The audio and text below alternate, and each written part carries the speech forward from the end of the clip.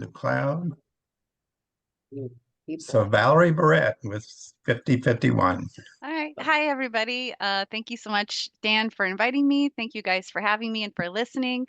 And great to see your faces. I know some of you are in the coalition and some of you have volunteered for our joint events that we've done, protests. You've done marshaling for us. And, some people here on this call have taught me quite a bit about being a crowd marshal since I'm completely new to protest organizing as of this year. So I thank you for that and thank you for being here. So I'm going to go ahead and share my screen. I'm going to turn my video off because you don't need that. And then just bear with me a second. I'm going to do something a little bit convoluted here where I'm just going to share a portion of my screen. There we go. Does that look right to everybody? It's Yes. the full screen? Okay, Yeah. great. Yeah. All right. Well, I'm going to share what I've learned so far.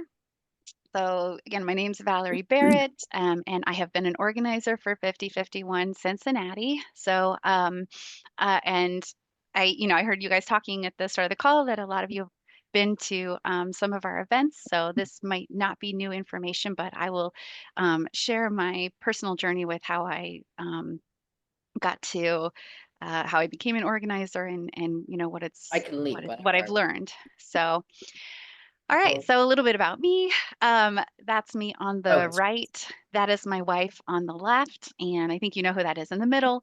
I'm an ordinary person. I'm a nurse. I have a full-time job. I'm married with 3 dogs, and I haven't been super. I've never considered myself an activist. I haven't been super politically active. I've attended protests in the past, never organized one, and I've done things like registering voters. I've done some immigrant justice volunteering. I've done some canvassing, but never ever considered myself an activist. And why I got involved. So I think, you know, maybe a lot of you, these authors are kind of your heroes too. They're mine. In the past few years, I started getting worried that, we were on the verge of losing our democracy. And so I started reading, some books by people who are experts on this sort of thing to kind of get a sense of like how whether that could really happen here and what it might look like if it did. And I was reading these books and feeling pretty alone in that fear because at the time, not a whole lot of people were talking about the imminent threats to our democracy, at least not in my world. But then after January 20th, it became pretty evident, I think, to more people that it was a real threat. A little bit of background, my personal story. So this is my grandmother. Her name was Alice. She's on a boat called the Batory, leaving out of Gdynia, Poland.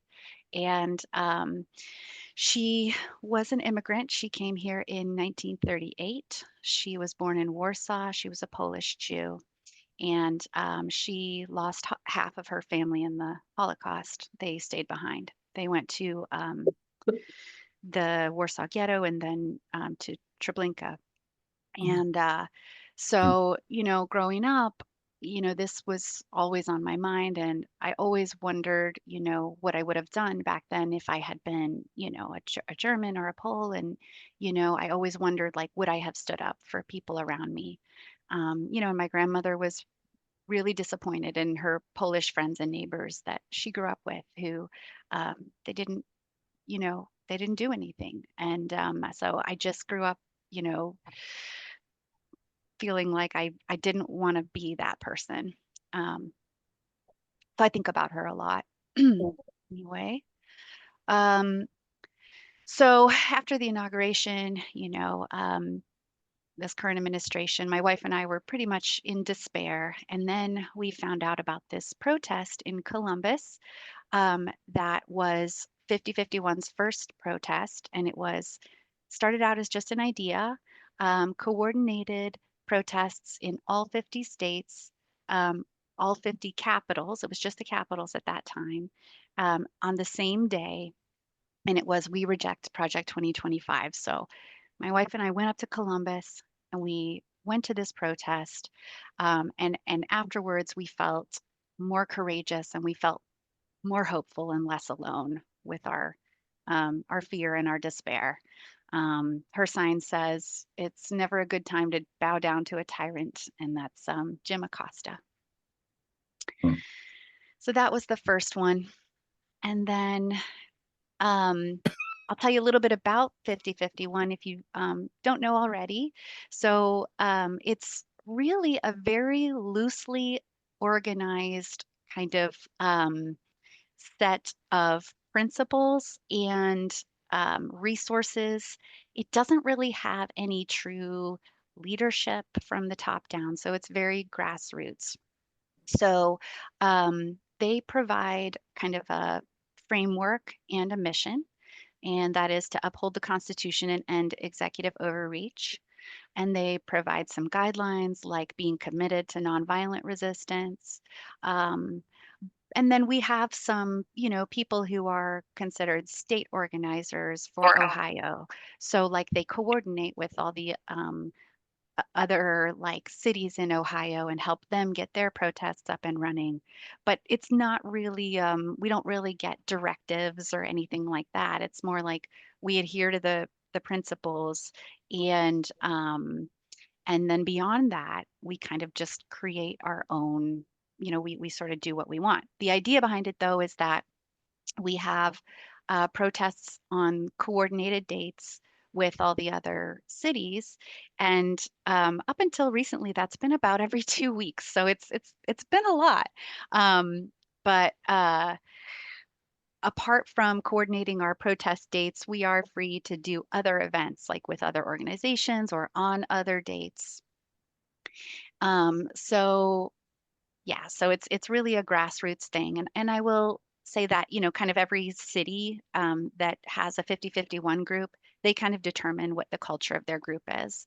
5051 Cincinnati right now, with other Ohio cities, they're kind of figuring out right now what other sort of principles they want to stand behind in writing apart from just upholding the Constitution. And so they're, it's brand new, and so they're still figuring that out. But I do know that pretty much across the board, they're, they stand against ICE, and are anti-war. And I think, other details are still kind of being figured out. It's just a group of volunteers. No one gets paid. There's no donation or anything like that. It's regular people with full-time jobs. All right, so I went to the first Cincinnati 5051 protest on February 17th, President's Day. That was the first one that we called No Kings. And it was very cold. Maybe some of you were there. There were a couple hundred people. And after I went to that one, I decided I wanted to get involved. So I found their website. I signed up for their Discord app, which is it's like a chat application where you Look, guys. that's where they do all of their coordinating. That's where they how they communicate with each other. So I signed up for that, and Huh. I found out that their next protest date after this was March 4th, but they didn't have anybody to organize it. So they were going to do a virtual event instead. And I said, well, I'll do it. Just, tell me what needs to be done. Like what does that entail? Like what is organizing a protest? And a couple of the guys who had done this one said, we will talk you through it. We'll tell you everything you need to do. And so that was my first one, was March 4th. And once I said I would organize it, like 10 people from the group jumped in and said, well, I'll do this, I'll do that, I'll be a crowd marshal, I will do the table, I'll print out flyers. So I don't want to give the impression at all that I did any of this alone. This is Um, Project. a lot of people 50, 51. jumped in to help. That's So, okay. um, I'll turn it on. so we No,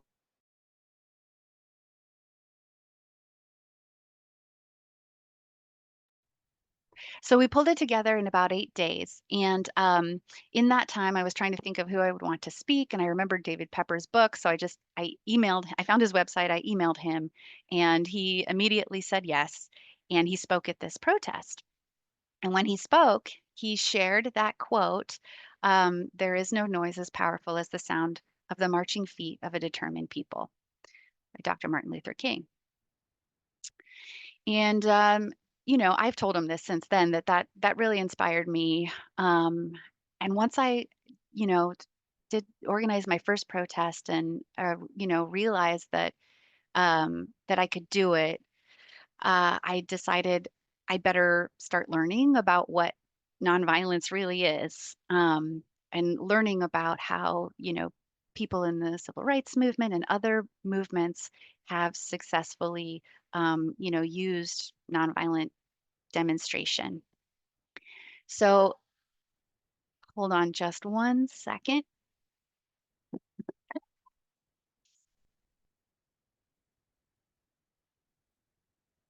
So fortunately, I found this just very coincidentally, there was this four-part nonviolence training series offered by Ignite Peace that month. So my wife and I attended these trainings that were offered by Ignite Peace. And I just want to give a shout out to them because they still offer these trainings. And they have a wealth of information and resources too about, nonviolence resistance movements and, um, you know, what has been done in the past, what has worked, what hasn't worked, and they have just a wealth of information to share for anybody who wants to learn more about this. And for me personally, I feel like, as these protests are growing in numbers, it's probably important for more people to learn about what nonviolence and what that strategy entails, because we're going to have to continue to try to keep these events peaceful and safe and keep each other safe. And for me, it all goes back to these principles. So what I learned at this training was that it really scratches the surface, and I have so much to learn. But it really helped me. It really helped me in terms of um, knowing, like, you know what was really the most important thing to focus on when planning these protests, for me at least. All right, so next came hands off. So it sounds like a lot of you, maybe all of you, were there. And that was a total game changer. That was our first partnership with Bold New Democracy, which was great because we could not have pulled this off without, the partnership with Bold New Democracy and Indivisible Southwest Ohio. Um, because, like I said before, um, you all helped us with volunteers, but you also helped me in terms of, you know, a lot of you had experience with, crowd marshaling and things like that. So, just learning from other organizations as well as working with other organizations is key. And on a national level, we were partnered with a bunch of other organizations, and this is why Hands Off was so big. Um, it got so much national attention, and we knew that we were going to get a bigger turnout than the 300 people we had gotten before. And so, collaborating with you all was key. And we did not expect it to be as big as it was, but it was still a success. People came out in the rain with their, just amazing signs. And our pro democracy coalition, the Stand Up Cincy coalition that Dan started, was born from this event. from our collaboration on this event. If you guys remember, Rachel Maddow had announced this like a month ahead of time, and that's when I knew. I was like, oh, we're gonna get a lot of people. So also because of what David Pepper had shared, I was like, you know what? I want to plan a march. And I had never done that before. Um, but it wasn't as hard as I thought it would be. I just kept calling people around the city until I finally spoke to the right people who told me, what it would entail in terms of like, marching in the streets. And it was key again to have the crowd marshals that volunteered. We had some training resources online that I did beforehand to learn about like, how to safely do a march, crowd marshaling, medics, all of that stuff. But having experienced people there was definitely key. And it all went smoothly. We marched to City Hall, and after the event, the police told us we actually had about 4,500 people. The early estimates were a lot lower than we thought, and we did this in solidarity with about 5 million people across the country that day. So this was m- a major moment, not just for us at 5051, but for you know everyone who wants to, come out and join these protests, just in showing how well Hands Off came off, and like how what an uplifting and hope-filled experience it was for everyone, and peaceful. After that, about 10 days later, we planned April 19th. We did another rally down at Pyatt Park. The mayor spoke, and then we marched to Government Square. We shut Government Square down.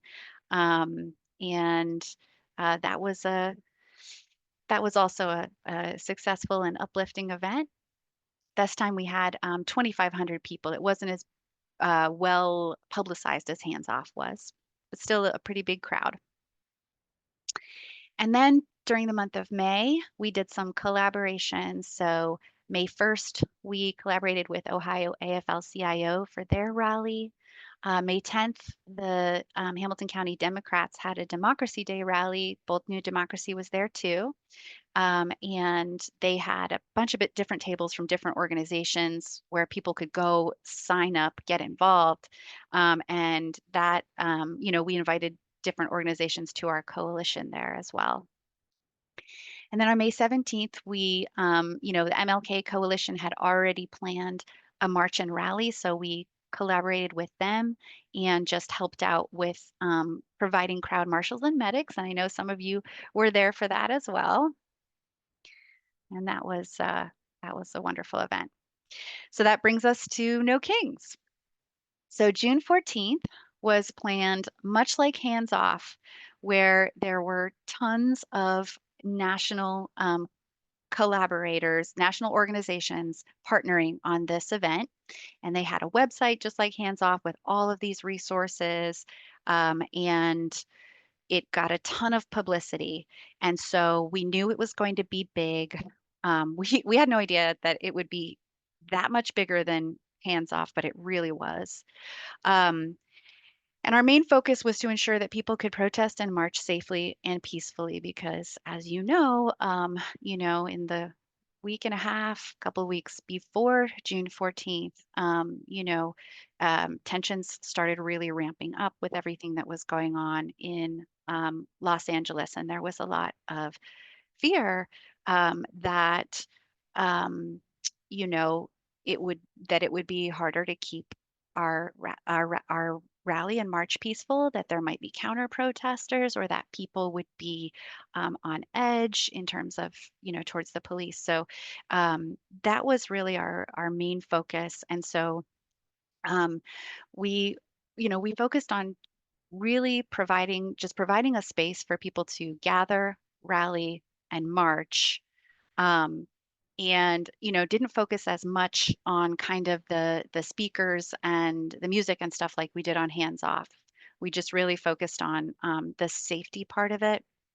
And so that took, training more medics, more marshals, connecting with more people, recruiting more volunteers for safety, and really focusing and on the nonviolence and de-escalation tactics. And I know some of you volunteered for us that day, and thank you for that because you helped make it a successful and peaceful event. And it was way bigger than I ever thought it would be. I mean, look at that. Like, look at that just wall of people for a mile.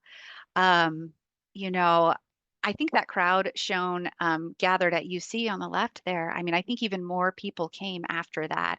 And despite the fact that, UC closed all of its garages and, a couple hours before the protest, and despite the fact that lots of other little towns, like somebody mentioned kind of at the start of the meeting, um, suburbs and towns, they had their own No Kings event, which is fantastic. And some of these places got a few thousand people. Um, I know Westchester and Mason got a couple thousand people, put together. There were 500 people out on the Roebling Bridge from Northern Kentucky.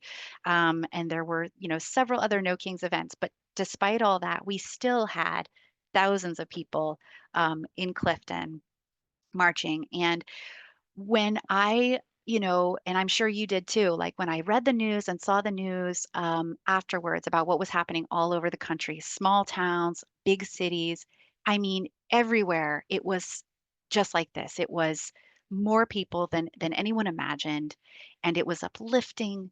For the most part, it was peaceful, and you know, small towns getting thousands of people out, just and like a huge proportion to their like population, and some cities getting a million, and it was just I mean, it was an incredible, uplifting, and much needed hope-filled experience. And a lot of people are saying too that this is kind of a turning point, um, just in the fact that the Trump administration made it so clear that they were um, threatening to take away our right to protest and threatening force, and yet people came out anyway. They came out despite the fear. And for me, like that shows that people are willing to stand up no matter what. So that is what gave me the most hope. Um, so I feel like I'm probably preaching to the choir since most of you have been to these events, but I did want you to know that I still get questions from family members and friends, about protesting, and they're like, well, I mean, protesting doesn't really do anything. What does it really do? And, I'm guilty of having felt that way in the past myself. But I, today, in the moment, especially in the moment that we're in right now, I feel like it is an essential part of defending our democracy. It is by no means the whole picture. There's a lot of other work that has to be done, that is being done to fight back, against authoritarianism, but I think it is an essential part of the picture. Um, so, um, protesting, we have a constitutional right to protest, and we assert that right by protesting. I feel that it helps people feel less alone, can connect someone to a community of other people who are taking action, and gives courage to people who might be afraid to attend a protest. I've met so many people for whom this was one of our events was their first protest, and they told me they were really afraid. And when they came and they saw, how joyful it was, that took away their fear. My mom actually is one of those people. She is 77, and June 14th was her first protest. So, we show our communities, our elected leaders, and our government and the world that we don't consent to what our government is doing. And we remind people that we are not powerless. And most importantly, that authoritarianism is not inevitable. I, have myself felt at times, just this overwhelming sense of powerlessness, and this overwhelming feeling that no matter what we do, um, the outcome is not going to be in our favor. But, I have waves of that sometimes, but I've decided to listen to people who are a lot smarter than me, um, who, who are really, studying what's happening, and they're saying, no, it's not inevitable. We can change, we can reverse what's happening. Um, and I have to choose to believe that. And I also believe that every action that we take does matter. So that's what I tell people when they say, protesting doesn't do anything. And then usually they are ready for me to stop talking after I have given them my spiel. All right. And then lastly, there's Erica Chenoweth. She's a researcher at Harvard, and she's studied. I learned about her first actually at the Ignite Peace training. Some of you probably have known about her for a lot longer than I have, but she's a researcher at Harvard, and she, has done this study on, strategic nonviolent movements across the globe throughout history. And, she found that nonviolent protests are twice as likely to succeed as armed conflicts. And those engaging in a sustained um, effort of 3.5% of the population have never failed to bring about change. And, I've read some articles about this afterwards, and, mostly what they say is regardless of, um, it's not necessarily a guarantee that if you hit 3.5% of the population, that it's not a guarantee that you will, um, satisfy all the demands of, what the people want. But, it is, good research, it's solid research, and it's a really good rule of thumb. And um, I, you know, after June 14th, um, I heard that, there were several organizations saying that we had, at least 11 million people out there that day. So we did reach that 3.5%. And to me, obviously we haven't been able to, um, you know, topple the administration or oust the president or, anything like that and get our, democracy back yet. But the fact that that many people came out, the fact that that many people care and are willing to do something, I think it bodes very, very well for our future. Um, I think that more people will continue to come out, and that we will, sustain and grow this nonviolent resistance. I just think it's a really good sign. So I will share what I've learned. I'm by no means an expert, but what I've learned in the last 4 months. Um, I think the first step is, um, in terms of protesting, I think the first step is to try to learn as much as I can so that I can teach others. So to learn about nonviolence resistance movements and strategies, know my rights and share with others, what their rights are when attending a protest. Learn about different kinds of action, the small targeted demonstrations, civil disobedience, larger, the large massive demonstrations like we've been doing. Um, and then, to learn about protest safety, digital safety, and again, de-escalation tactics.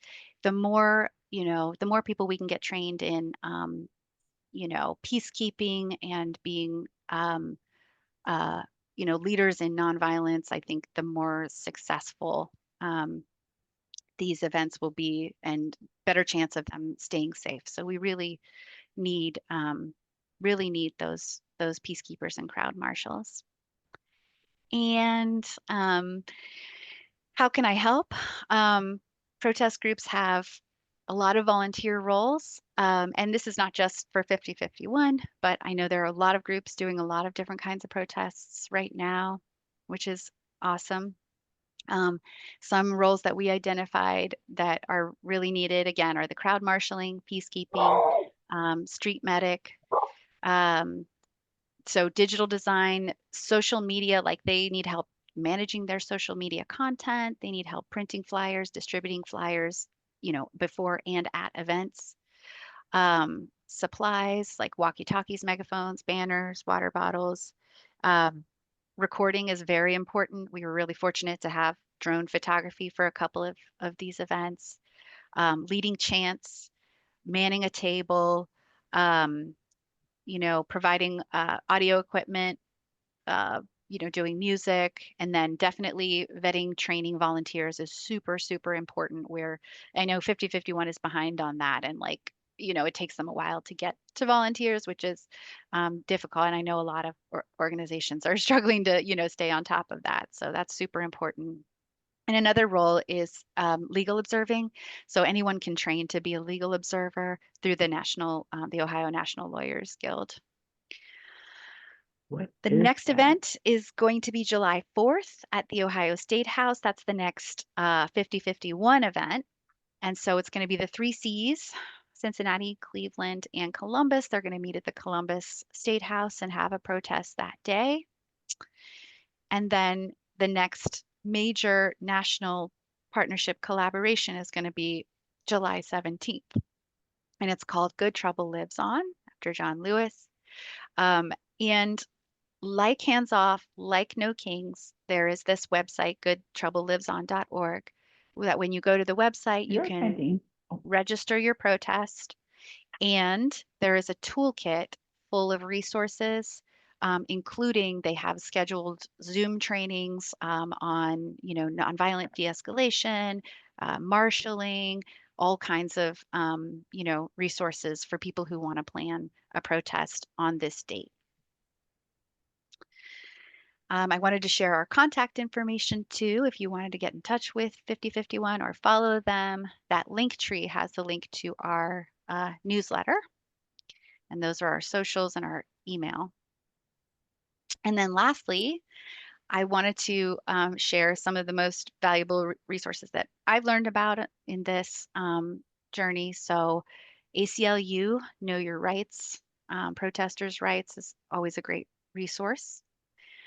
Beautiful Trouble is a website that has a lot of training resources for all kinds of resistance, not just protests. And they have a great manual for how to be a peacekeeper or crowd marshal.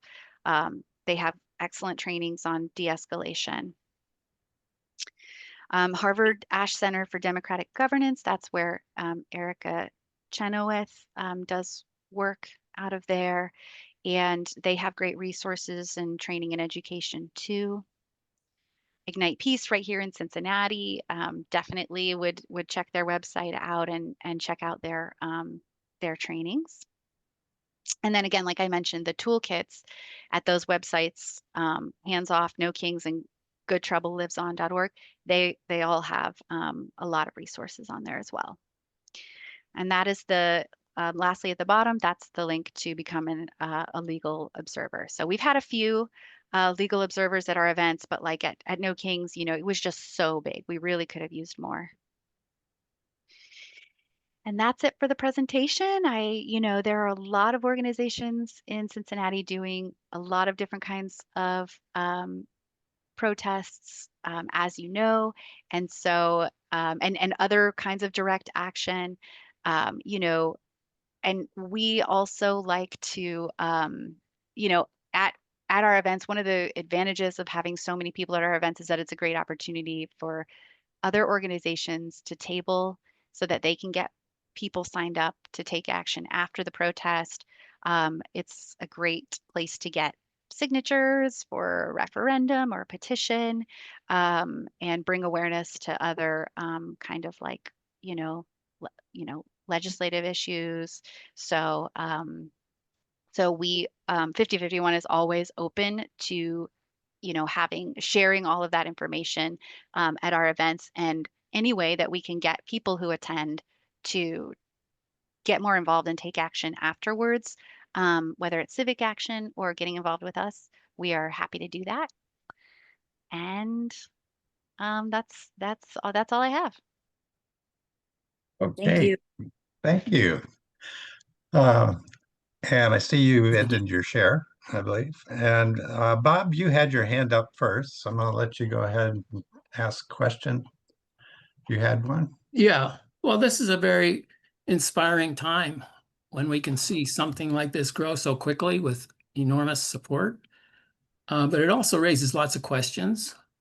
And there's lots of decisions that get made and questions about how they're made.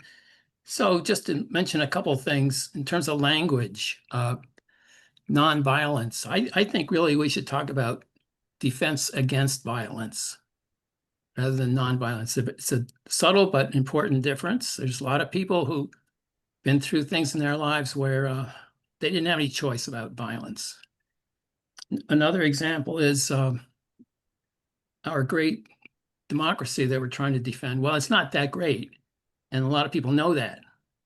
And the people that have brought us to this situation, including the Democratic Party, have created a situation that allowed Trump to happen. So there's something wrong with our democracy.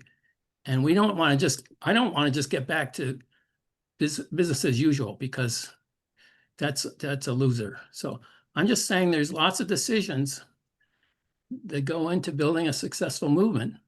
And the other thing is all these other organizations, they need to be involved, not just invited and helping. 51 folks talk about our this, our that. You guys don't own the movement. We all own it. And all these organizations need to be involved in some structure that gives them ownership and some say in how things develop. It's a very important point in our history, and we need to do that. That's all. Well, I think a lot of what you said is true, Bob. And I think we're going to be working, we've got a lot of work to do. We've worked 250 years on our democracy, and it'll be another 250 years before it's a true democracy, perhaps. But it's not something certainly that's going to be completed in our lifetime. Right. We all have a lot of work to do. So our language should reflect that, is what I'm saying. Yeah. Okay. Thank you. And Sue Ellen. I have a question, but I also think, can you explain about raising your hand? Because there's people waving. Patty, click on your react thing at the bottom and then click on raise hand, and then you'll be in order. Okay. You'll be Oops. up whenever. Okay. So Raise hand. Where is that? You it's see- under react at the bottom. I'm looking. See? Put your cursor down at the bottom of your screen. Are you on a PC? No, I'm on my phone, my iPhone. Okay. You might not be able. So oh wait, I think I question- saw it. Now I've shut the screen. Sorry about that. Thank you for taking the time. Did I do it? Did I hit it? No. Okay, well, But I but hit you a can go little ahead and hand. Okay, go we're ahead gonna and comment. stop talking about it. He'll just recognize you. Sorry. Go ahead. My question though is, I get to go first because I did put my Okay. Go All for right, it. Sue Ellen. to Valerie. Losing control. Can you define the role of a legal observer a little bit? I'm interested in that, and I guess I can look it up, but maybe you might want to mention it. Yes. Thank you. Happy to. So a legal observer is a person, they can be a lay person, and they are trained in basically they are trained to observe interactions between protesters and the police to ensure that protesters' rights were being upheld in the situation. So that is the role that they play at our protests. So if there were any kind of conflict to arise between the police and the crowds, they would observe and keep a record of, what actually happened, to make sure that people's rights were not infringed upon. And yeah, at the Ohio, So you potentially need a lot of them if there's a really big crowd, because you Yeah. would have to just be able to see that something was happening and then be there. correct. Okay, thank you. Yeah. And I wanted to speak to what was shared before, too, about 5051. So I wanted to, full disclosure, I am no longer an organizer for 5051. I'm a regular volunteer, because it's been an intense 4 months, and I am also ready to focus on some other kind of roles and ways that I can take action. But I wanted to talk about that, address the question about like the ownership. And you know, with 5051, well, first of all, I want to just ask for a little bit of, patience and grace, because we are a group of volunteers who are, for the most part, completely new to all of this. And so if we have made mistakes or stepped on anyone's toes, it's really not intentional, and we are very open to feedback. Also, there are some things that we've done really well, and that is to provide a space where large amounts of people can gather, and make sure that that protest is safe and that it's legal, and that we're not putting people at risk of having interactions with the police. There are other things that we haven't done as well, and that we have a lot of areas to grow in, and we are growing and figuring all that stuff out. But I do want to say that we don't take ownership of these events.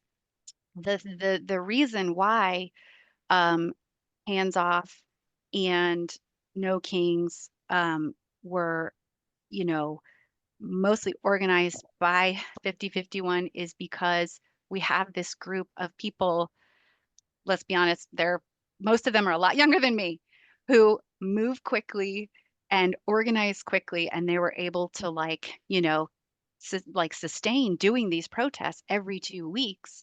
And so they're just the people who jumped in to do it. But we don't have ownership of it at all. And in fact, I'm going to share my screen about the real quick about the goodtroubleliveson.org, because I just want to show you. I want to show you how it works.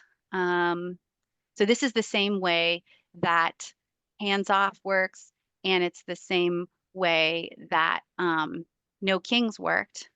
So I'm here on the goodtroubleliveson.org website, and you have your partners, which is, there's just a ton of organizations. I'm sure there will be more. I don't even actually see 5051 on there yet, but there it is down there. Women's March is part of it, right? So nationally, all of these organizations have signed on and are asking their people, hey, this is our next date to have a big protest. Well, any group can host a protest. So if you go to where I was before, oops, sorry, hang on a second. If you go to goodtroubleliveson.org and you go to that map, and you look for Cincinnati, it's right here. So it looks like right now there is one being hosted in Claremont County. There is one in Middletown, and there's one in Dayton. But 5051 Cincinnati hasn't put up a listing for one yet. So what I'm saying is literally anybody, any group can go and host a protest and then, organize it. It's literally open to anybody. Now, I know that people in Cincinnati want us groups to coordinate as much as possible so that there aren't conflicting events. But in a in a scenario like this, like, it's really a good thing to have different protests in different suburbs and different neighborhoods, because everybody is protesting together the same day. So it's okay to have one in Clifton and one in Anderson. And you know what I mean? So if you want to host a protest, your group wants to, just do it. And then if you want to, you know, get more involved in what 5051 is planning, which honestly, I don't know what the plan is for that day yet. We do have a quick Zoom, we have a quick voice call through Discord every Monday for half an hour. And then on Tuesdays, we have a big organizing meeting where anybody can come, and it's at Box Elder Community Center in Northside.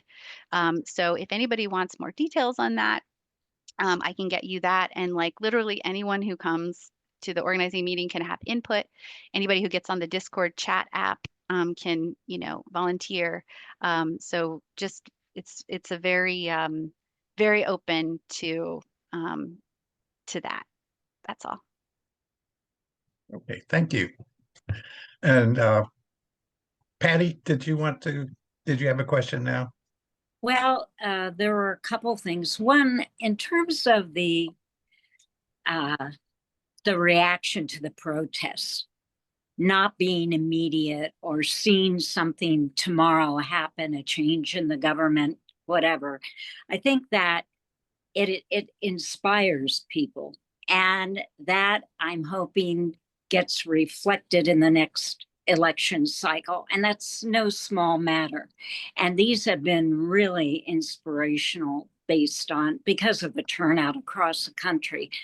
One thing that I think might be a good idea is with the speakers, if someone could, at the actual event, if someone could go through a really quick historical part where they explained very simply how authoritarian governments have come into being in different countries, the key mechanisms that have caused them, and the parallels in our government.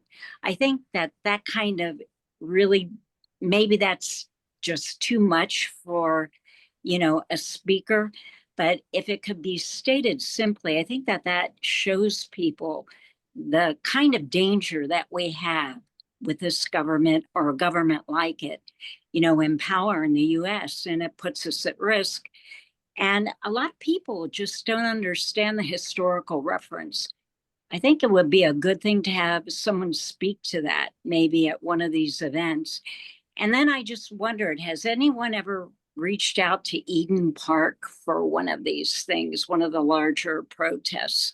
Because that's, I don't know, I'm old enough to remember when there were, large gatherings in Eden Park on a regular basis. And I don't know if that's like something that's cost prohibitive or they're not. I just wondered if anyone had ever looked into that for Eden Park. That's it. Okay. I haven't looked into Eden Park.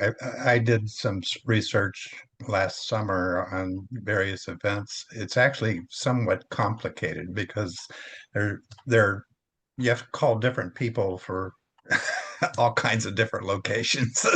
Yeah. It's strange. There's no one location in Cincinnati that handles them all. Is can anyone else answer that as far as who you would call for the park? I can't answer who you would call, but I find Eden Park very messy to find anything in or find a way to interact. There's so many little parts of it that I wonder where you would actually put a big group anymore.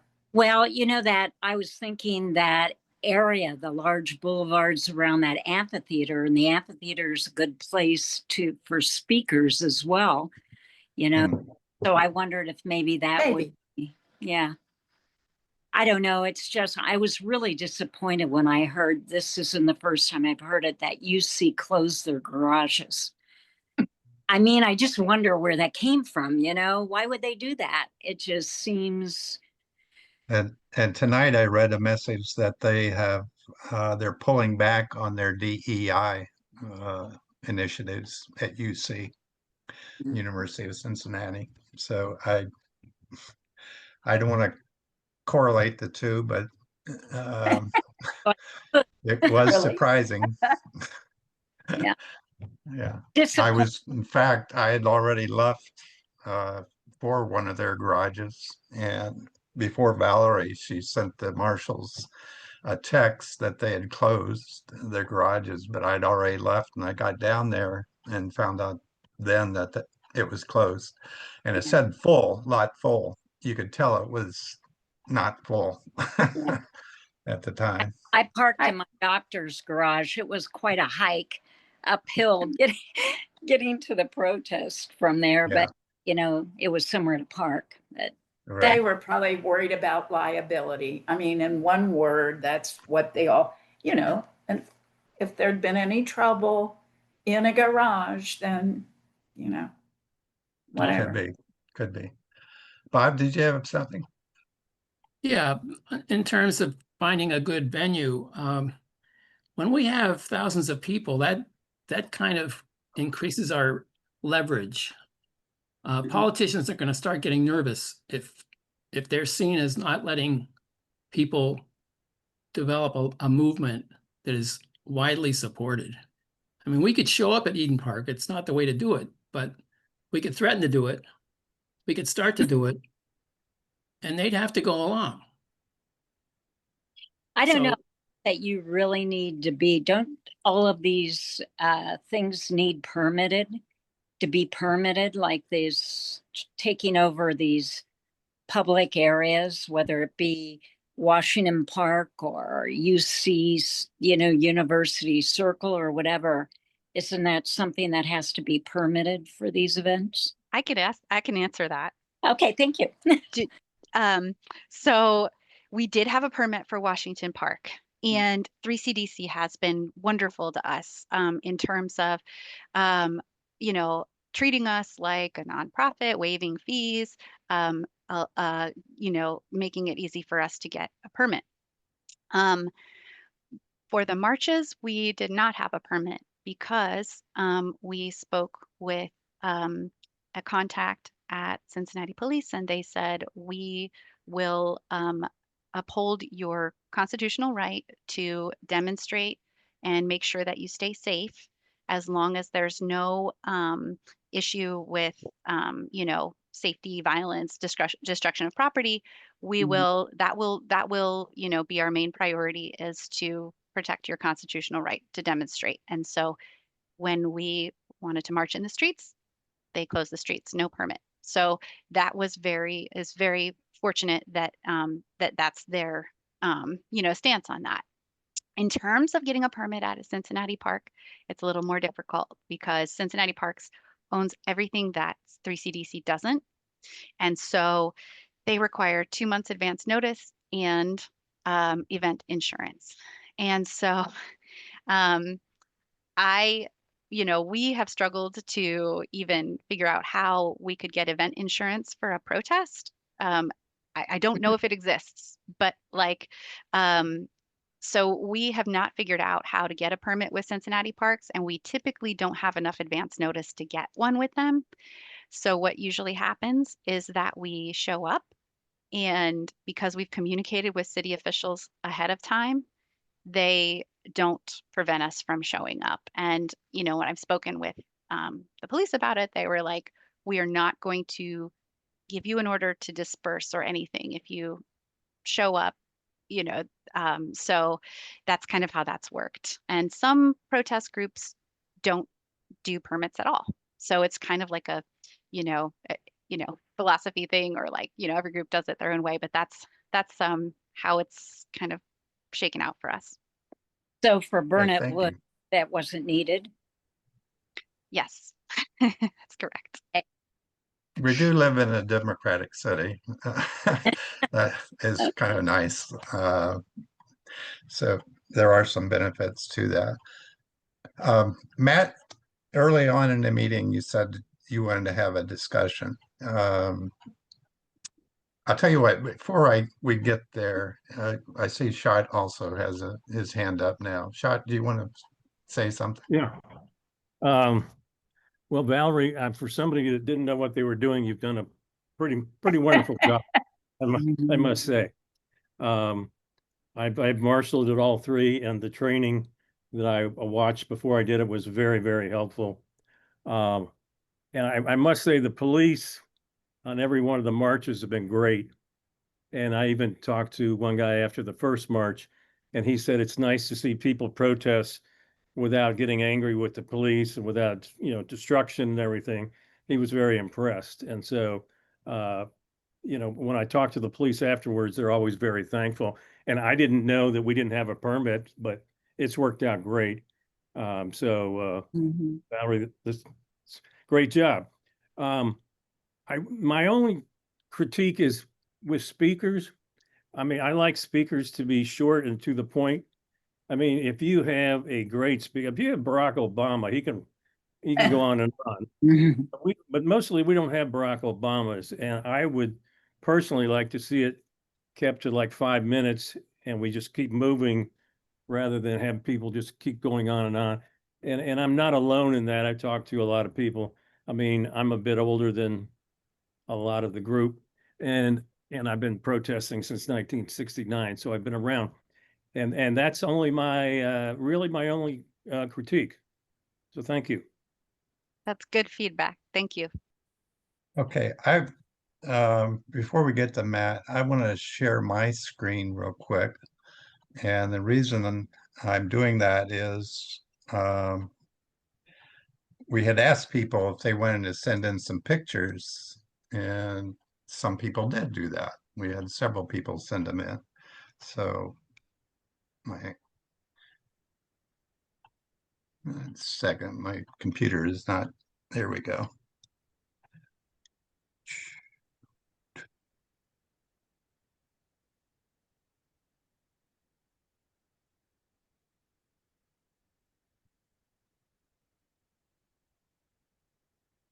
Second. And of course I get an advertisement as soon as that I share it. Second.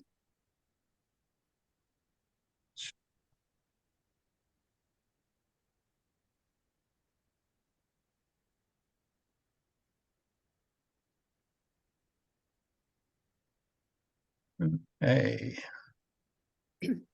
Whoops, I opened the wrong one. 1 second. There we go. And I believe she is with us here tonight. Is Veronica with us tonight? She was, I thought. I thought I saw Veronica. Anyway, a lady named Veronica. Sorry, it took me a minute to unmute. Oh, okay, there you go. All right, would you like to describe? I'll just, when you're ready, I'll tab through. You got about 4 or 5 pictures here. Tell us a little bit about it. Okay, this was actually really nothing to do with me. I just heard about it. There's an organization in Anderson called GAP, Greater Anderson Promotes Peace. And they just did a pop-up at the Anderson Town Center. So we had the entrance to the town center. We had all 4 corners covered the night before. Okay. That's what at least this first one and this one, it was pretty rainy that night. Right. We got a lot of really good, you know how it goes. Lots of beeping horns and thumbs up and a lot of excitement. No, this was actually before the 14th, correct? Yes, this was Friday night before. Okay. All right. We called it a pre-protest protest. All right. So, and that one was from the same one. Right. Okay. Pre-protest protest. Great. Thank you for sending them in. Greg, who couldn't be with us tonight, he's actually on our leadership team, and he shared some of his favorite pictures. That's pretty cool. One right there. And go through there. I don't know who made this. Matt, do you happen to know? That was me. I made that. Okay, I kind of guessed. That might be you. That's why I asked. It looks kind of like your artwork, excuse me. And this is during uh, the June 14th event, I believe. Yeah.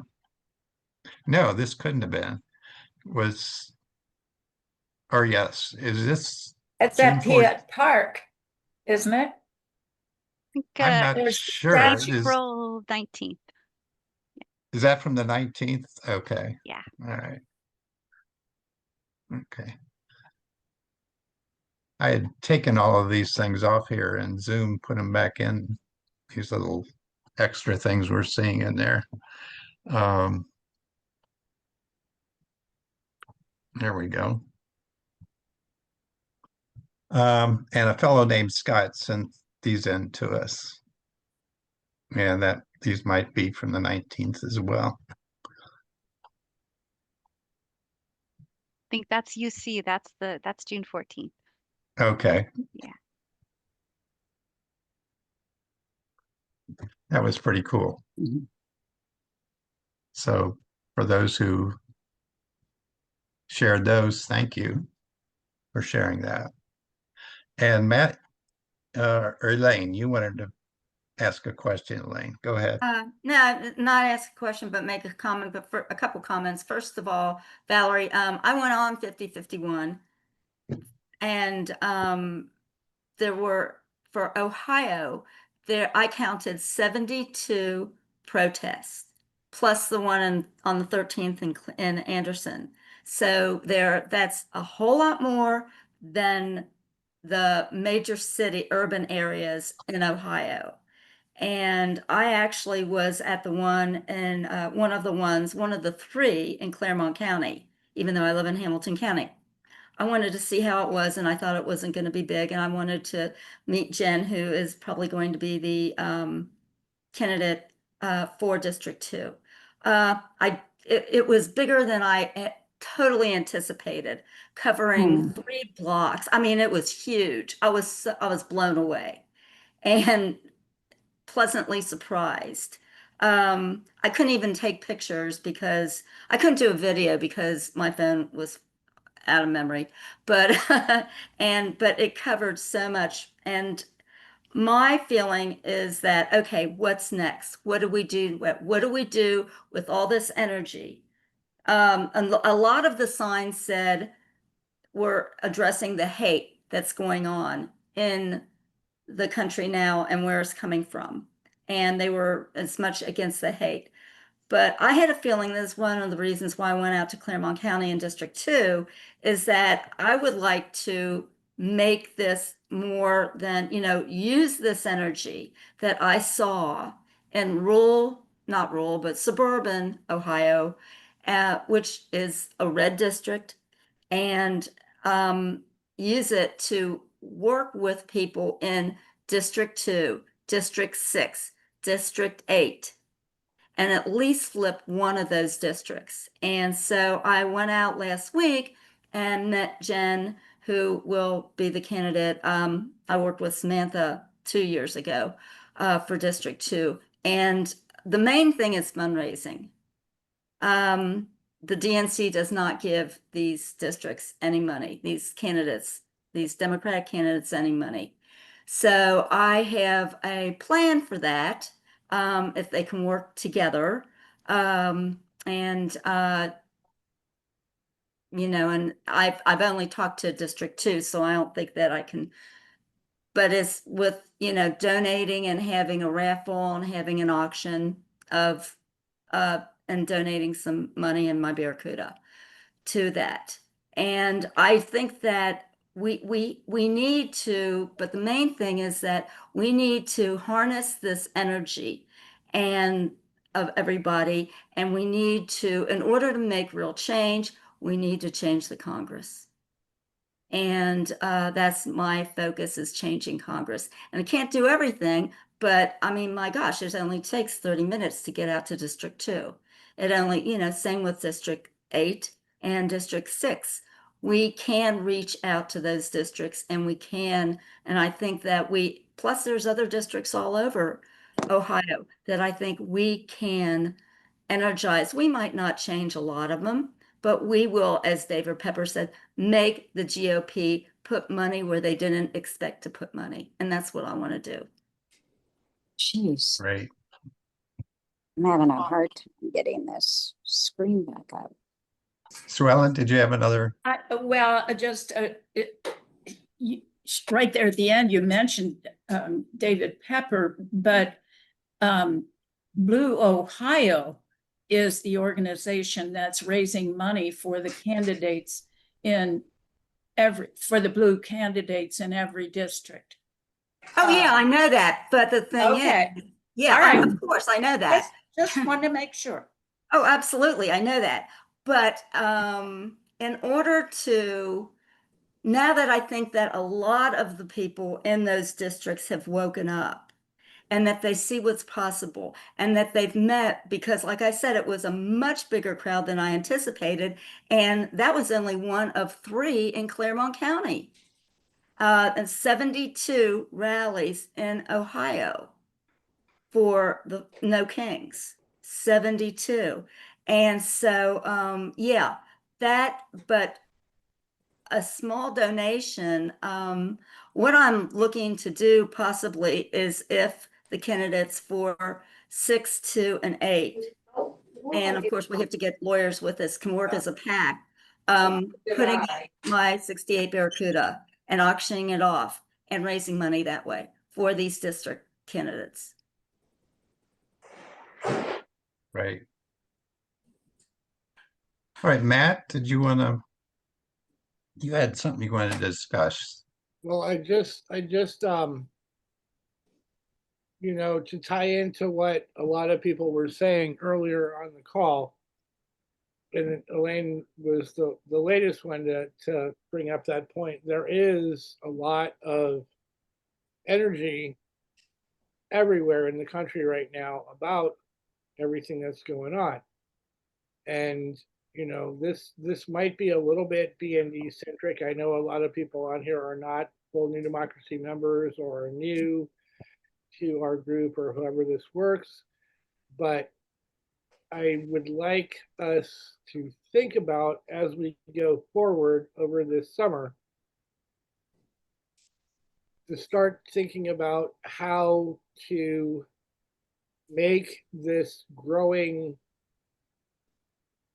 I'm not going to say movement because it's too inchoate for that right now. I'm maybe coalition, maybe just a bunch of people, but how are we going to keep this energy going for the long term? Because that's what's we're going to need to have happen. And there's going to have to be a lot of, discussion. There's going to have to be a lot more actions. This isn't going to end quickly one way or the other, however it ends. And so what I would like us to kind of think about as we move forward is how, without a big event like the No Kings or like the the Good Trouble event coming up in July, how do we keep the energy up? How do we have smaller events, local events? How do we invite more people in? How do we make a real difference, like not just by venting in the street, but how do we start implementing some of the things that we care about? Implementing? What's that? So I would like, and obviously this doesn't have to happen tonight or right now, but I would like us all to think about this going forward. Like I always thought of like what's happening now is to make sure we have elections in 2026. Mhm. When we get to that point that we know that we have guaranteed that we will still have some semblance of democracy, what do we do with that?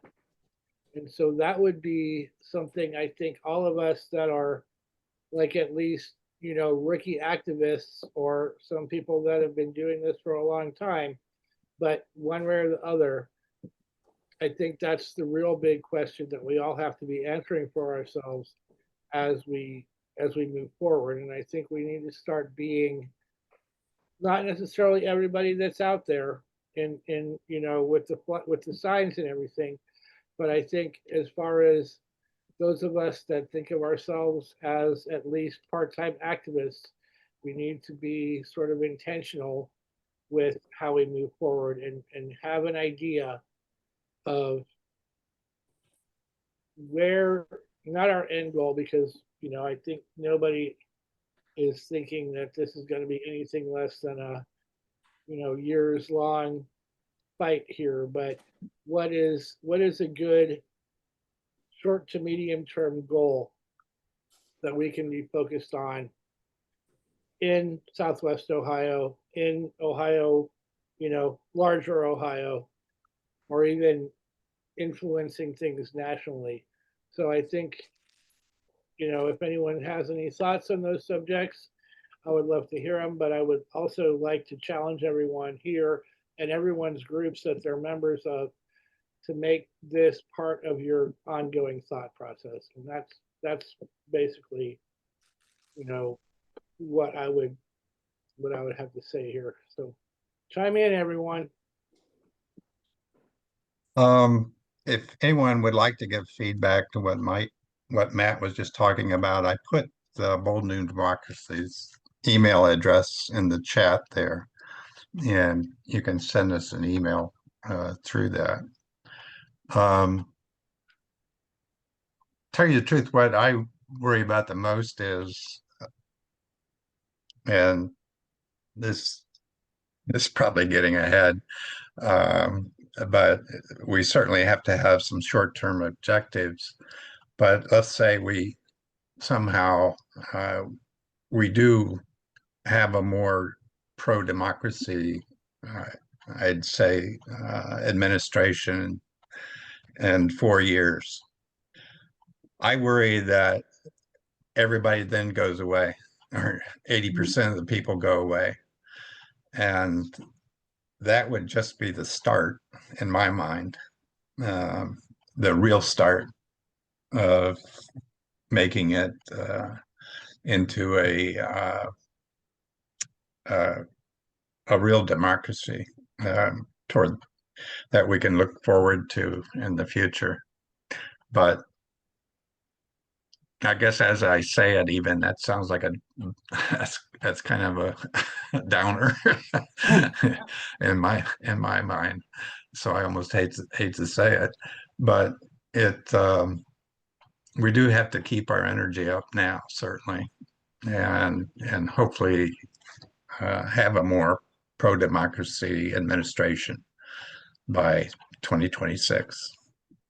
And personally, I think we have as much to do just in our state. I think the party in control in our state is a little smarter than the party at the federal level. They're much more subtle in what they do, and yet they do many similar things and get away with it. So we'll see. Anyway, Bob, did you want to make a comment again? Yeah, I think we can't wait 4 years. We have to start fixing it now. And if we don't, we're not going to have 4 years. It's going to be a new game entirely. So in terms of what to do, well, there's a lot of things the Democratic Party should have been doing in the past that it hasn't done. And we have to figure out what some of those things are and start doing them. And I can give you one little example that comes up in my work with the Sierra Club and has to do with the sewer system in Cincinnati, which has big problems, has a very regressive rate structure, and they won't fix it. There's 3 Democrats on the county commission. They won't fix it. They're working for somebody else. And that's one little example. that people would relate to. People are paying, single family residences are paying $500 a year without using any system, any services from water or sewer. That's the minimum charge. And it's totally regressive. The big users get a discount. And it's based on how much drinking water you use, which is silly because a lot of their problems are stormwater management, overwhelming the system that they're under a court order to fix. It's going to cost billions. There's a lot of money in Cincinnati. The Inquirer last week said we're up to 500 millionaires, up from 69 in 4 years ago or something. There's a huge amount of money, and those people are calling the shots. We have to start taking issues and bringing them up and fighting with them on a day-to-day basis. I don't know what they are. That's just one of them. But if we don't do that, it's not going to work. So we all got some work to do. I thank you very much, Valerie, for your presentation. And I personally, I think you did a tremendous job. Thank you.